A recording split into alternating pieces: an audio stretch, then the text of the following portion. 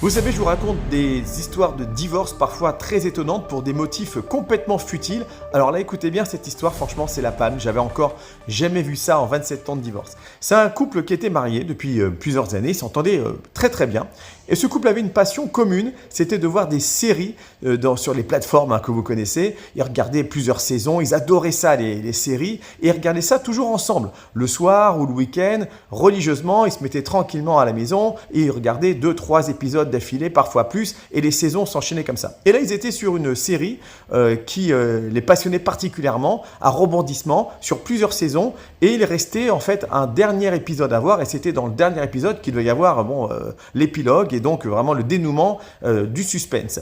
Et là, la femme était un peu grippée, donc pendant 2-3 jours, elle n'a pas travaillé, elle était chez elle, il faisait pas beau, il restait un épisode à voir. Et bon, elle a essayé de résister un peu, mais elle s'est dit, c'est vrai, je regarde toujours avec mon mari, on est à deux, on fait ça toujours ensemble, mais là, bon, franchement, je peux pas. Il faut que je regarde le dernier épisode, il faut que je le mette, je peux pas.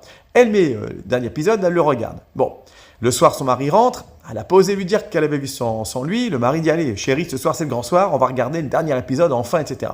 La femme qui a osé rien dire, met l'épisode, et là, le mari se rend bien compte que la femme, elle n'est pas trop surprise de ce qui se passe, elle n'a pas trop d'émotion, et il comprend tout de suite qu'elle a vu l'épisode sans lui. Il lui dit d'ailleurs, tu as regardé sans moi. Elle lui dit, oui, écoute, excuse-moi, il faisait pas beau et j'ai pas pu attendre, mais voilà, on regarde ensemble.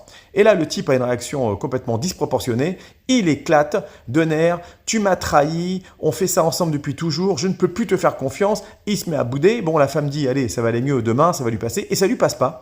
Et le type a ça en travers de la gorge. Il prend un avocat et il demande le divorce. Il demande le divorce au tort de madame pour perte de confiance. Bon, finalement, au bout du compte, le divorce sera prononcé, pas pour ce motif-là, pour un autre motif, mais en tout cas, ça a été le déclencheur. Et alors que c'était un couple qui s'entendait très bien, à cause de cet dernier épisode de cette dernière saison, eh bien, l'homme a décidé de divorcer. Une raison incroyable, mais qui existe parfois, et des histoires étonnantes, comme on en voit souvent dans les cabinets d'avocats en droit de la famille.